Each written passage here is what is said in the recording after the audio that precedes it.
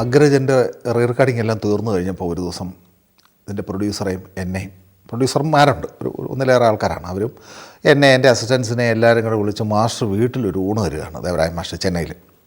അപ്പോൾ സത്യം പറഞ്ഞാൽ പ്രൊഡ്യൂസർ സന്തോഷം എന്നൊക്കെ പറയുന്നത് പാവം മനുഷ്യൻ, ഒരുപാട് സിനിമകളെടുത്ത മനുഷ്യൻ, ഒരു പാവം മനുഷ്യനാണ്. ദേവരായ മാഷക്ക് പ്രതിഫലമേ തീർത്ത് കൊടുത്തിട്ടില്ല. അതായത് കുറച്ചുകൂടെ കാശ് കൊടുക്കാനുണ്ട്, അത് ഇനി ഈ പടം റിലീസായി കഴിഞ്ഞാൽ കൊടുക്കാനൊക്കെ ഉള്ളത് പെൻഡിങ് ഇടുകയാണ്. അപ്പോൾ ദേവരായ മാഷയുടെ ഈ കണ്ടീഷനിൽ ദേവരായ മാഷയുടെ വീട്ടിൽ ഊണ് കഴിക്കാൻ പോയാൽ എങ്ങനെയാണെന്നൊരു ചളിപ്പ് പുള്ളിക്ക് വന്നു. അപ്പം ഞാനിങ്ങനെ മാഷോട് തമാശയ്ക്ക് പറഞ്ഞ് ഞങ്ങൾ ഊണ് കഴിച്ചുകൊണ്ടിരുന്നപ്പോൾ ഞാൻ പറഞ്ഞു, മാഷ് ചിരിച്ചുകൊണ്ട് ഇങ്ങോട്ട് ആശ്വസിപ്പിക്കുക, അയ്യോ സന്തോഷേ, ഇതൊക്കെ ഓർത്ത് വിഷമിക്കാതെ, ഞാൻ 400-നടുത്ത് സിനിമകൾ ചെയ്തു എൻ്റെ ജീവിതത്തിൽ. അതിൽ 150 സിനിമകൾക്ക് എനിക്ക് പ്രതിഫലം കിട്ടിയുള്ളൂ. ഒരു നിമിഷം സ്റ്റണ്ടായി. ഞാൻ ചോദിച്ചു, മാഷേ അത് സത്യമാണോ? പിന്നെ ഞാൻ കള്ളം പറയുമോ? അതിലൊരു പർട്ടിക്കുലർ പ്രൊഡ്യൂസറുടെ 27 സിനിമയുടെ പ്രതിഫലം എനിക്ക് തരാനുണ്ട്. ഞാൻ ചോദിച്ചു, 27 സിനിമകളുടെ പ്രതിഫലം? അത് ആദ്യത്തെ ഒരു 2 സിനിമ കഴിയുമ്പം മാഷ് ചോദിക്കുകയല്ലേ? ചോദിക്കും. അന്നേരം 3ാമത്തതിന് തരാമെന്ന് പറയും. ഞാൻ ചോദിച്ചു, ഇപ്പോൾ 10 കഴിയുമ്പോഴോ? 11 തരുമെന്ന് പറഞ്ഞു. അപ്പോൾ 27 എന്താ ചെയ്തത്? 27 ആയപ്പോൾ അവൻ എന്നെ മാറ്റി വേറൊരുത്തനെ വെച്ചെന്ന് പറഞ്ഞു. അപ്പോൾ ഇത്തരം മനുഷ്യരെക്കുറിച്ചാണ് പലപ്പോഴും നമ്മൾ ഈ അതിനാടകീയതയുള്ള കഥകൾ പറയുന്നത്. ഇവരുടെയൊക്കെ ഒരു ക്രിയേറ്റിവിറ്റിയുടെ ഒരു ഹൈറ്റും അതിൻ്റെ ഒരു, അതായത് ഞാൻ ഇപ്പോഴും ഓർക്കുന്നത്, ദേവരായ മാഷോട് പറഞ്ഞു വന്നപ്പം ഒരു അനുബന്ധ കാര്യമായിട്ട് ഓർക്കുകയാണ്. ഞാനിങ്ങനെ ഓർക്കണം, അതായത് നായർ സാബ് പിന്നീട് ആദ്യത്തെ പ്രൊഡ്യൂസർ മാറിയിട്ട് പിന്നെ ലിബർട്ടി ബഷീർക്ക പടം ഏറ്റെടുത്ത സമയത്ത് ഒരു ദിവസം രാത്രി ഞാൻ മുട്ട്ലാൻഡ്സിലിരുന്ന് അതിൻ്റെ എന്തൊരു ജോലി എഴുതിക്കൊണ്ടിരിക്കുകയാണ്. അപ്പോൾ എന്നോട് ബഷീർക്കാട് ഒരു മാനേജറുണ്ട്, ഒരു ജോസ്. ഈ ജോസാണ് അന്ന് എൻ്റെ കൂടെ എന്തൊരാവശ്യത്തിന് രാത്രി മുറിയിൽ ഇങ്ങനെ വന്നപ്പോഴത്തേക്ക് എൻ്റെ അടുത്ത് ഇങ്ങനെ പറഞ്ഞു, ഈ മുറിയായിരുന്നു പണ്ട് വയലാർ ഒരു പ്രത്യേക പടത്തിൻ്റെ കാര്യം പറഞ്ഞു പുള്ളി, ചുവന്ന സന്ധ്യകൾ എന്ന് പറഞ്ഞ മഞ്ജുലാസിൻ്റെ, അന്ന് വയലാർ ഈ മുറിയിലായിരുന്നു. ഞാൻ പെട്ടെന്ന് ഇയാളിത് ഓർക്കാൻ എന്താ കാര്യമെന്ന് ചോദിച്ചപ്പം പറഞ്ഞത്, അതിലൊരു പാട്ടും കൂടെ എഴുതി തീർക്കാനുണ്ട് വയലാർ, നാളെ രാവിലെയാണ് റെക്കോർഡിങ്, നാളെ രാവിലെ റെക്കോർഡ് ചെയ്യണം, പാട്ട് എഴുതിയിട്ടില്ല. അപ്പോൾ വയലാറിന് വലിയ സുഹൃത്ത് ബന്ധങ്ങളും ലഹരിയുടെയൊക്കെ കാലമാണ്. അപ്പോൾ അപ്പുറത്തെ മുറി ദേവരാജ് മാഷ് ഇങ്ങനെ അസ്വസ്ഥനായിട്ടിരിപ്പുണ്ട്. മാഷ് ലഹരികളുടെ ഒന്നും ആളല്ല. അല്പം പോലും മദ്യപിച്ച് വയലാർ ദേവരാജൻ്റെ മുമ്പിൽ പോവുകയുമില്ല. അവർ തമ്മിൽ സുഹൃത്തുക്കളും സമപ്രായക്കാരും ഒക്കെ ആണെങ്കിലും ദേവരാജന് ഒരു തെല്ല് ഭയമുണ്ടായിരുന്നു. അത് കുടിച്ചുകൊണ്ട് ദേവരാജൻ മാഷയുടെ മുമ്പിൽ ഒരിക്കലും വയലാർ പോകാറില്ലായിരുന്നു. അപ്പം ലഹരി രാത്രി കമ്പനി കൂടി രാത്രി 10-11 മണി കഴിഞ്ഞിട്ടും പാട്ട് എഴുതി കിട്ടിയിട്ടില്ല. ദേവരാജൻ മാഷ് വീട്ടിൽ പോയി. കാരണം നാളെ രാവിലെ റെക്കോർഡിങ്ങാണ്, പാട്ട് എഴുതിയിട്ടേയില്ല. വീട്ടിൽ പോയിട്ട് എങ്ങനെയെങ്കിലും ഇദ്ദേഹത്തിനോട് എഴുതി മേടിക്കാൻ പറഞ്ഞ് പ്രൊഡ്യൂസർ എം എ ജോസഫ് ഏർപ്പെടുത്തിയിട്ട് മറ്റേ ഈ ജോസ് വയലാറിൻ്റെ മുറി കൂട്ട് കിടന്നു. വയലാർ കിടന്നു ഉറങ്ങിപ്പോയി. രാത്രി 10 മണിയാകുമ്പോൾ 12 മണിയാകുമ്പോൾ കിടന്നുറങ്ങി. വെളുപ്പിന് എന്തോ ഒരു ശബ്ദം കേട്ട് ജോസ് ഞെട്ടി എഴുന്നേൽക്കുമ്പം ഇത്രയും മദ്യപിച്ച് കിടന്ന മനുഷ്യൻ വിതിൻ 2 hours എഴുന്നേറ്റ് കുളിച്ചിട്ട് വെളുപ്പിന് 2:30-ഓ 3:30-ഓ ഇരുന്ന് പാട്ടെഴുതുകയാണ്. പാട്ടെഴുതി വെച്ചിട്ട് വയലാർ വീണ്ടും കിടന്നുറങ്ങി. അതിരാവിലെ ജോസ് ഈ പാട്ടുമായിട്ട് 6 മണിക്ക് ദേവരാജ് മാഷയുടെ വീട്ടിലെത്തിക്കുന്നു. ദേവരാജ് മാഷ് 7 മണി കൊണ്ട് ഈ പാട്ട് കമ്പോസ് ചെയ്ത് 9 മണിക്ക് പാട്ട് റെക്കോർഡ് ചെയ്യുന്നു. ഇന്നും മലയാള സിനിമയിലെ ഏറ്റവും മികച്ച ഗാനങ്ങളിലൊന്നത് കാളിന്തി കാളിന്തി, കണ്ണൻ്റെ പ്രിയസഖി കാളിന്തി, രാസവിലാസവതി രാഗിണി, രാധയെപ്പോലെ നീ ഭാഗ്യവതി എന്ന് പറയുന്ന അതിപ്രശസ്തമായ രചന കൊണ്ടും സംഗീതം കൊണ്ടും മലയാളത്തിലെ ഏറ്റവും ഉദാത്തമായ ഗാനങ്ങളുടെ ഒരു കാലം. ഞാൻ പറഞ്ഞത് ഒന്ന് ഡിസിപ്ലിനേറിയൻ, അങ്ങേയറ്റം ഡിസിപ്ലിനേറിയനായ ദേവരാജൻ, വളരെ സുഹൃത്തായ വയലാർ പോലും വെള്ളമടിച്ച് മുമ്പിൽ ചെല്ലാൻ ഭയപ്പെടുന്ന ആൾ, എന്നാൽ ലഹരികളുടെയും സൗഹൃദങ്ങളെയും ഒക്കെ ആഘോഷമാക്കിയ വയലാറിനെ പോലെ അതിപ്രതിഭാശാലികൾ. ഇവരുടെയൊക്കെ ഒരു ക്രിയേറ്റിവിറ്റിക്ക് മാസങ്ങളുടെ ഒന്നും തപസ് ആവശ്യമായിരുന്നില്ല. അതൊക്കെ ഒരു സ്വാഭാവികമായ അവരുടെ ഒരു എന്താ പറയുന്ന, അവരുടെ ബ്രെയിൻ അങ്ങനെ കൾച്ചർ ചെയ്ത് വെച്ചിരിക്കുന്ന മസിൽ പിടിച്ച് വരേണ്ട സാധനമായിരുന്നില്ല അവരുടെ കല. അപ്പം ഇത്രയും ഡിസിപ്ലിനറിൻ്റെ അങ്ങേയറ്റത്തായ ദേവരാജ മാഷയെക്കുറിച്ച് പറഞ്ഞു വരുന്നതിൻ്റെ കൂടെ തന്നെ ഞാൻ ഇതിൻ്റെ ഒരു കോൺട്രാസ്റ്റിനെ കുറിച്ചും കൂടെ പറയാം. കോൺട്രാസ്റ്റ് എന്ന് പറഞ്ഞാൽ മറ്റൊരാളെക്കുറിച്ചാണ്. അതായത് ഞാൻ സിനിമയിലൊക്കെ വരുന്നതിന് മുമ്പ് ഞാൻ നേരത്തെ പറഞ്ഞ പോലെ ഞാൻ കട്ട് മാഗസീനിൽ വർക്ക് ചെയ്യുമ്പോഴും അതിനു മുമ്പ് ഞാൻ അവിടെ DFAMന് പഠിക്കുമ്പോഴൊക്കെ ഞാൻ താമസിച്ചിരുന്നത് എറണാകുളത്തെ SRM റോഡിലെ ഞാൻ പറഞ്ഞു ഒരു ചെറിയ ലോഡ്ജിലാണ്. ഈ ലോഡ്ജ് എന്ന് പറയുന്നത് പിന്നീട് കേരളത്തിൻ്റെ ഡെപ്യൂട്ടി സ്പീക്കറായ ഹംസക്കുഞ്ഞ്, അദ്ദേഹം അന്ന് എറണാകുളം മേയറാണ്, അദ്ദേഹത്തിൻ്റെ ഒരു ബന്ധുവിൻ്റെയാണ് ഈ ലോഡ്ജ്. അപ്പോൾ ലോഡ്ജ് എന്ന് പറഞ്ഞാൽ ഒരു വലിയ ഹോള്, അവർ ഒരു വേറെന്തിനോ ഒക്കെ ഉപയോഗിച്ചിരുന്ന ഒരു ഹോള്, പിൽക്കാലത്ത് മുറികൾ തിരിച്ചൊരു 5-6 മുറിയാക്കിയിരിക്കുന്നത്. ഞങ്ങൾ കുറച്ച് ആൾക്കാർ അവിടെ താമസിക്കുന്നു. അധികം സ്റ്റുഡൻസും ചില ബിസിനസ്സൊക്കെ തുടങ്ങാൻ വന്നവരും, ബിസിനസ് ചെറുകിട ബിസിനസ്സൊക്കെ. എൻ്റെ കൂടെ തന്നെ തൊട്ടടുത്ത മുറിയിലപ്പോൾ ഇന്ത്യൻ എക്സ്പ്രസ്സിൽ നിന്ന് സമരം മൂലം പിരിഞ്ഞു പോകുന്ന സെബാസ്റ്റ്യൻ പോൾ അടക്കം പിരിഞ്ഞു പോകുന്നതിൽ അവിടുത്തെ 2 ഈ ലൈനോ ഓപ്പറേറ്റിംഗ്, അതായത് പഴയ ലൈനോ എന്നൊക്കെ പറയുന്ന ഈ ടൈപ്പ് സെറ്റിങ്ങിൻ്റെ ഒരു പഴയ പ്രിൻറ്റിങ്ങിൻ്റെ ഒരു സംഗതിയാണ്. ലൈനോ ഓപ്പറേറ്റിങ്ങിൽ നിന്ന് പിരിഞ്ഞു പോകുന്ന 2 ചെറുപ്പക്കാരുണ്ടായിരുന്നു, വേണുവും തോമസും. അവരും എൻ്റെ തൊട്ടടുത്ത മുറിയിലുണ്ട്. അവരൊരു ചെറിയ പ്രസ് തുടങ്ങാൻ ആഗ്രഹിച്ച് ഇന്ത്യൻ എക്സ്പ്രസ്സിൽ നിന്ന് പിരിഞ്ഞിട്ട് അതിൻ്റെ ചില പ്രാരംഭ പണികളൊക്കെ ആയിട്ട് ബന്ധപ്പെട്ട് കൂടിയിരിക്കുകയാണ്. അപ്പോൾ അങ്ങനെ ഇടയ്ക്ക് ഞാൻ വിഷയമൊന്ന് വിട്ടുപോയി പോവുകയാണ്, എന്നാലും പറയുകയാണ്. അങ്ങനെ പ്രസ് തുടങ്ങാൻ അവർക്ക് ആപ്ലിക്കേഷൻ സബ്മിറ്റ് ചെയ്യാനുള്ള സമയമായപ്പോഴാണ് അവരോർത്തത്. അവരെല്ലാം കാര്യങ്ങളെല്ലാം റെഡിയാക്കി, പ്രസ്സിന് പേരിട്ടിട്ടില്ല. പെട്ടെന്ന് എന്നോട് ചോദിച്ചു, ഡെന്നിസേ, അയ്യോ ഞങ്ങൾ ഒരു പ്രധാന കാര്യം മറന്നുപോയി, ഞങ്ങളുടെ പ്രസ്സിന് പേരിട്ടില്ല. ഞാൻ ആ സമയത്ത് വേറെന്തോ ഒരു സാധനം വായിച്ചുകൊണ്ടിരിക്കുന്ന അതൊന്ന് പെട്ടെന്ന് കണ്ട ഒരു പേര് പറഞ്ഞു, അനശ്വര പ്രിൻറ്റേഴ്സ്. അങ്ങനെ അനശ്വര പ്രിൻറ്റേഴ്സ് എന്ന് പറഞ്ഞ് ഇന്ന് കേരളത്തിലെ അല്ല ഇന്ത്യയിലെ തന്നെ ഏറ്റവും പ്രശസ്തമായ ഒരു പ്രസ്.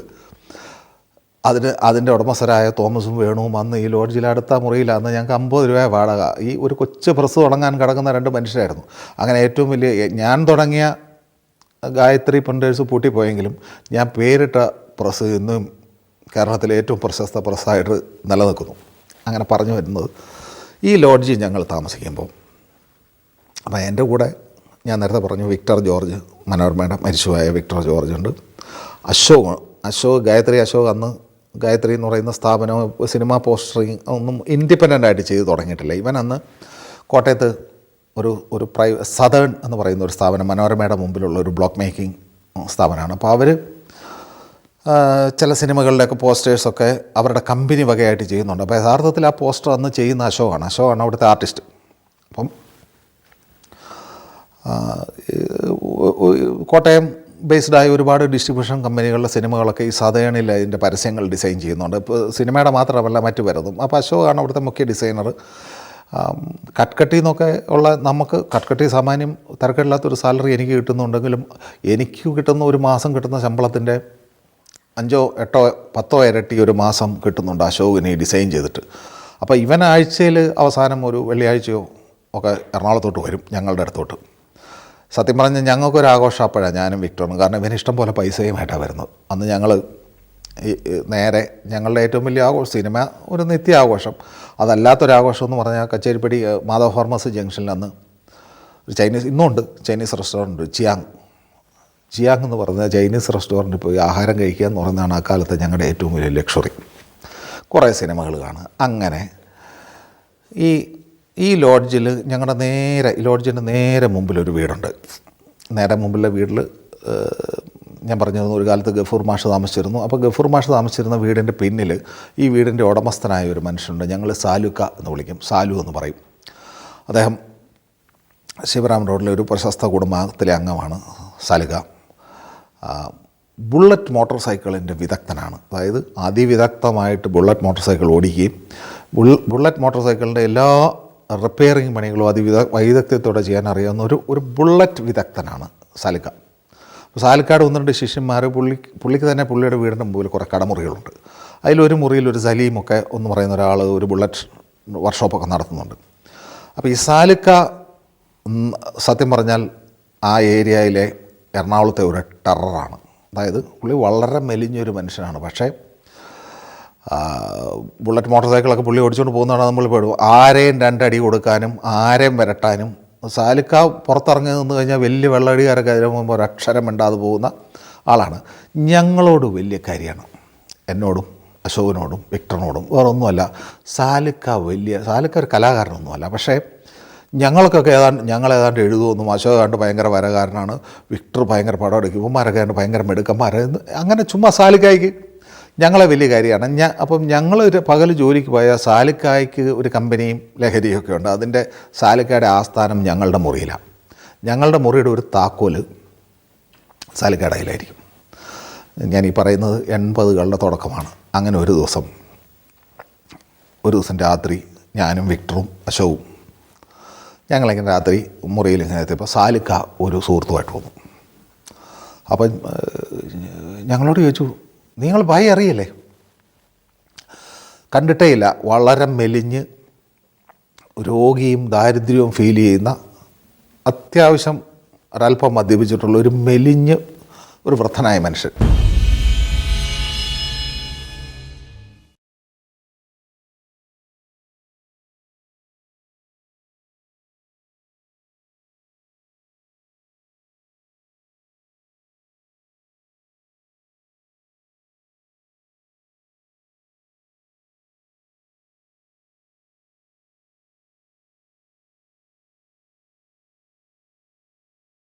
അപ്പോൾ ഈ ഞങ്ങളുടെ മുറിയിലെന്ന് പറയുന്നത് 2 കട്ടിലും ഒരു സ്റ്റൂളും ഒരു മേശയാണ്. ഇരിക്കാൻ അങ്ങനെ കസേരകളൊന്നും ഉള്ളതല്ല. ഫാനൊക്കെ ഉണ്ട്, പക്ഷേ വലിയ കട്ടിലും കാര്യങ്ങളൊക്കെ ഉണ്ട്. ഈ വന്ന മെലിഞ്ഞ അതിഥിയും സാലിക്കായും കൂടെ കട്ടിലിരുന്നു. അപ്പോൾ ഇവർ വന്ന സന്തോഷത്തിനുടനെ ഒരു കുപ്പിയൊക്കെ വാങ്ങിക്കുന്ന ഒരു കാലമാണ് അന്ന്. അധികമൊന്നുമില്ല, വളരെ കുറച്ച്. അപ്പോൾ ഒരു പെഗ്ഗൊക്കെ കഴിച്ചപ്പോൾ ഈ വന്ന അതിഥി അത്യാവശ്യം കഴിച്ചിട്ടുണ്ട്. പെട്ടെന്ന് സാലിക്ക ഇങ്ങോട്ട് പറഞ്ഞു, ഭായി ഒന്ന് പാടിക്കേ. അപ്പോൾ എനിക്കും വിക്ടറിനും അശോകനും ഒക്കെ ഒരു അലോരസം തുടങ്ങി. കാരണം എന്ന് വെച്ചാൽ ഞങ്ങൾക്ക് സാലിക്കായ ഭയങ്കര ഇഷ്ടമാണ്. പക്ഷേ ഈ വൃദ്ധനായ ഒരു പരിചയമില്ലാത്ത ഞങ്ങളോടൊക്കെ പ്രത്യേക ഒരു ലോഹ്യമോ ഭാവിക്കാത്ത ഒരു മൗവാത്തോടെ ഇരിക്കുന്നത് തികച്ചും അപരിചിതനായ ഒരു മനുഷ്യൻ്റെ മുമ്പിലിരുന്ന് മദ്യപിക്കുകയും ഇനി അയാൾ പാടുന്ന പാട്ട് സഹിക്കുകയും കൂടെ ചെയ്യേണ്ടി വരുമോ ഈ രാത്രിയിൽ എന്നുള്ള ഒരു ചെറിയ വിഷമം ഞങ്ങൾക്കായി. പക്ഷേ സാലിക്ക പറഞ്ഞ ഉടനെ അത് ചെറിയൊരു പെഗ്ഗെടുത്തിട്ട് പെട്ടെന്ന് മുഹമ്മദ് റാഫിയുടെ പ്രസിദ്ധമായ ദുനിയാ കെ രഘുവാലെ എന്ന് പറയുന്ന പാട്ട് പാടാൻ തുടങ്ങി.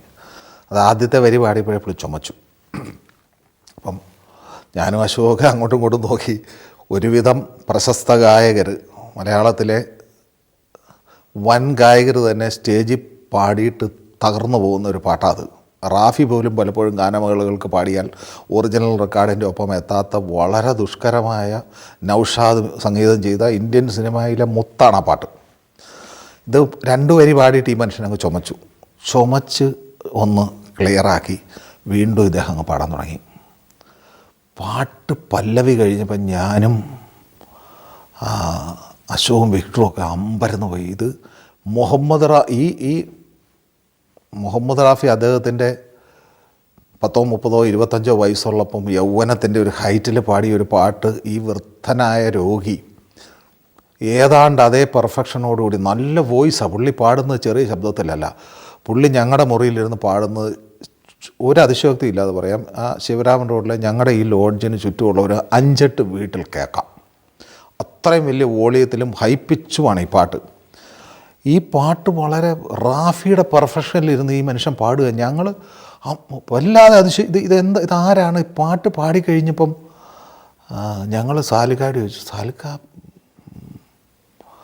ഇത് ആരാത്? അപ്പോൾ ഈ വന്ന ആൾ ചോദിച്ചു, അപ്പം നീയൊക്കെ എന്നെ അറിയാമെന്ന് പറഞ്ഞ് വെറുതെ പറഞ്ഞതല്ലേ? അപ്പോൾ സാലിക്ക ചോദിച്ചു, അയ്യേ നിങ്ങൾക്ക് ഭായി അറിഞ്ഞൂടെ?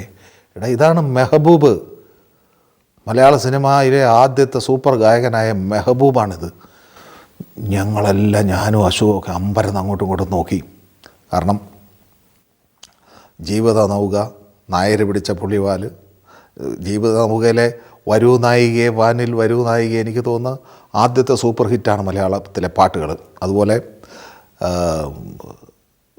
നായർ പിടിച്ച പുലിവാലിൽ ഒരുപാട് പാട്ടുകൾ. അതുപോലെ നീലക്കുയിലെ മാനെന്നും വിളിക്കില്ല മയിലെന്നും വിളിക്കില്ല മാടത്തിൻ മണിവിളക്കെ, ഈ പാട്ടുകളൊക്കെ പാടിയ സാക്ഷാൽ മെഹബൂബാണ് ഞങ്ങളുടെ മുമ്പിലിരിക്കുന്നത്. എനിക്ക് തോന്നുന്നത് മലയാള സിനിമയിലെ ആദ്യത്തെ വൻ ഗായകനാണ് ഈ മെഹബൂബ്. ഈ മെഹബൂബ് എന്ന ഗായകൻ ഇങ്ങനെ ഒരു ഒരു ഒരു ഒരു വാണ്ടറാണെന്ന് അന്നാണ് അറിയുന്നത്. പിന്നീട് മെഹബൂബിൻ്റെ മരണശേഷം അദ്ദേഹത്തിൻ്റെ അവസാനത്തെ പടം എന്ന നിലയ്ക്ക്, പടം എന്ന് വെച്ചാൽ ഫോട്ടോഗ്രാഫ് എന്നുള്ള നിലയ്ക്ക് പല മീഡിയകളും പ്രിൻ്റ് മീഡിയ അടക്കം ടി വിയിലൊക്കെ ഉപയോഗിച്ചിരിക്കുന്ന പടം എന്ന് പറഞ്ഞാൽ അന്ന് രാത്രി, അന്ന് വിക്ടർ ഫോട്ടോഗ്രാഫി പഠിക്കുകയാണ്, അന്ന് രാത്രി ആ മുറിയിൽ വെച്ച് വിക്ടർ മെഹബൂബ് ഭായിയുടെ കുറേ ചിത്രങ്ങളെടുത്തു.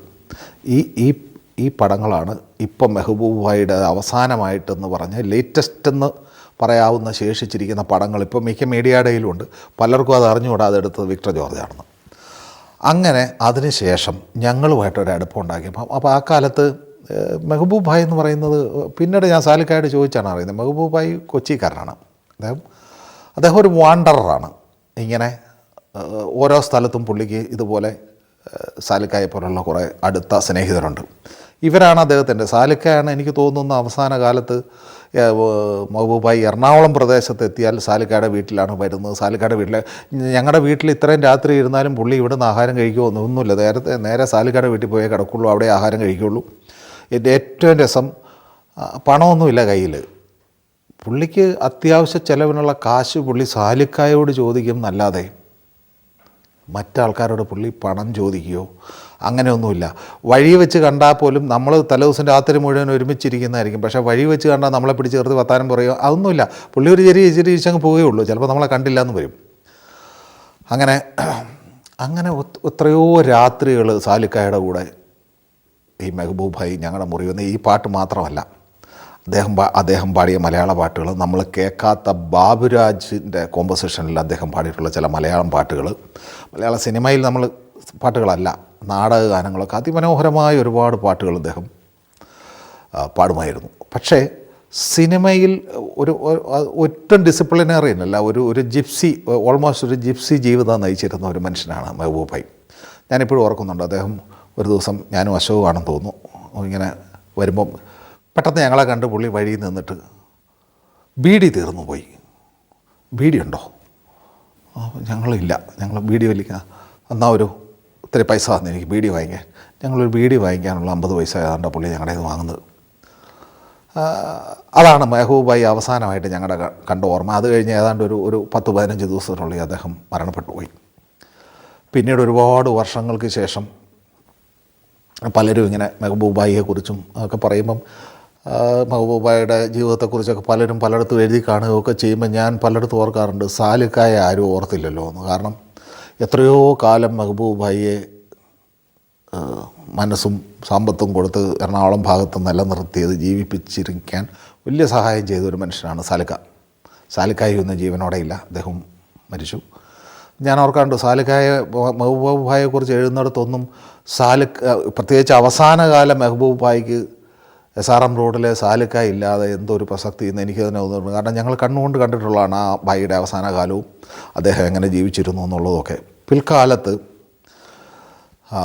ഞാൻ ദേവരാജ മാഷൊക്കെ ആയിട്ട് വളരെ അടുപ്പായിരുന്ന കാലത്ത്, ദേവരാജ മാഷ് പോലും ഇദ്ദേഹത്തിന് കുറേ തമാശപ്പാട്ടുകളാണ്, മറ്റേ വണ്ടി പുക വണ്ടി ഒക്കെ പോലുള്ള പാട്ടുകളാണ് കൊടുത്തിരുന്നത്. അപ്പം ഞാൻ ദേവരാജ മാഷോട് ചോദിച്ചിട്ടുണ്ട്, മാഷേ എനിക്കിങ്ങനെ ഒരു പരിചയമുണ്ട്, അതിഭയങ്കരമായ ഇത്രയും മദ്യപിച്ച് കുഴപ്പത്തിലായിട്ട് പോലും മുഹമ്മദ് റാഫിയുടെയൊക്കെ അങ്ങേറ്റം കൾച്ചേർഡായ വോയിസ് അതേ നിലവാരത്തോടെ പാടാൻ കഴിയുമായിരുന്ന ഒരു മനുഷ്യനെ എന്താണ് വളരാൻ പറ്റാതെ പോയത്? നിങ്ങളുടെ ഒന്നും പടങ്ങളിൽ പോലും വലിയൊരു അവസരം അദ്ദേഹത്തിന് കിട്ടിയിട്ടില്ലല്ലോ എന്ന് പറഞ്ഞപ്പോൾ മാഷ് പറഞ്ഞാണ്, ശരിക്കും മെഹബൂബ് ഒരു ഡിസിപ്ലിൻഡായിട്ട് നിലനിന്നിരുന്നത് തീർച്ചയായിട്ടും മലയാളത്തിലെ ഒരു 1-ാം നമ്പർ സിംഗറായി പോകുമായിരുന്നു. ഒരു പക്ഷേ AM രാജയൊക്കെ എത്തിയതിനേക്കാൾ, PB ശ്രീനിവാസൻ എത്തിയതിനേക്കാൾ ഒരു ഹൈറ്റിൽ മലയാളത്തിൽ പോകാൻ കഴിയുമായിരുന്നു. പക്ഷേ അന്നും ഈ ജിപ്സി ജീവിതം കൊണ്ട് പലപ്പോഴും സിനിമയ്ക്ക് പലരും ബാബുരാജും ദേവരാജനും ഒക്കെ വിളിക്കുമ്പോഴും ഭായ് അവൈലബിൾ അല്ല. അങ്ങനെ ഒരു പ്രാവശ്യം ദേവരാജ മാഷ് പറഞ്ഞു, വളരെ മെഹബൂബ് തന്നെ പാടേണ്ട ഒരു പാട്ട് വന്നപ്പോൾ ദേവരാജ മാഷ് ഒരു പ്രൊഡ്യൂസറുടെ ഒരാളെ എറണാകുളത്ത് ഇടപാടാക്കി, കാശ് കൈ കൊടുക്കരുത്, ടിക്കറ്റ് എടുത്തു കൊടുത്ത് കയറ്റണമെന്ന് പറഞ്ഞ് ടിക്കറ്റ് എടുത്തു കൊടുത്ത് എറണാകുളത്തു നിന്ന് കയറ്റി വിട്ടിട്ട് മാഷെ വിളിച്ച് പറഞ്ഞു, ഞങ്ങൾ ഇങ്ങനെ മദ്രാസ്മയിൽ കയറ്റി വിട്ടിട്ടുണ്ടെന്ന് പറഞ്ഞു. പിറ്റേ ദിവസം മാഷ് റെക്കോർഡിങ്ങിന് എത്തിയപ്പം മെഹബൂബ് ഭായ് വന്നിട്ടില്ല. കാരണം പുള്ളി ആലുവയിൽ ഇറങ്ങിയിട്ട് തിരിച്ച് കൊച്ചിക്ക് പോയി. അങ്ങനെ ജീവിതത്തിലുടനീളം ഒരു സ്വന്തം ജീവിതത്തെ ഒട്ടും ഗൗരവമായിട്ട് എടുക്കാത്ത ഒരു അസാധാരണ ഗായകൻ. ഞാൻ പിന്നീട് എനിക്കെൻ്റെ സിനിമയിൽ യേശുദാസ്, ജയചന്ദ്രൻ തുടങ്ങി MG ശ്രീകുമാർ തുടങ്ങിയുള്ള എല്ലാ ഗായകരും എൻ്റെ ഞാനുമായിട്ട് ബന്ധപ്പെട്ട സിനിമകൾ പാടും. എനിക്ക് മഹാഗായകരുടെ എല്ലാം പാട്ടുകൾ ഞാൻ റെക്കോർഡിങ്ങിനും നേരെയൊക്കെ കേൾക്കാനിട വരുമ്പോഴും ഇവരെല്ലാവരേക്കാളും ഒരു മാർഗിന് പോലും കുറഞ്ഞ ആളല്ല മെഹബൂബ് ഭായി. പക്ഷേ അത്രയും അതാണ് ഞാൻ ദേവരാജ മാഷയുടെയും മെഹബൂബ് ഭായിയുടെയും പറഞ്ഞ ജീവിതചര്യ കൊണ്ട് 2 എക്സ്ട്രിമിറ്റീസിലുണ്ടായിരുന്ന മനുഷ്യരാണ്. ഒരാൾ ഡിസിപ്ലിൻ്റെ അങ്ങേയറ്റവും ഒരാൾ ഡിസിപ്ലിൻ ഇല്ലാതെ ജീവിക്കുമ്പോഴും ഇത് 2 രീതിയിൽ ജീവിക്കുമ്പോഴും അവരുടെ സ്വാഭാവികമായ അവരുടെ ഒരു കലയുടെ ഔട്ട്പുട്ട് എന്ന് പറയുന്ന ഒരു തരത്തിന് വലിയ വ്യത്യാസമുണ്ട്.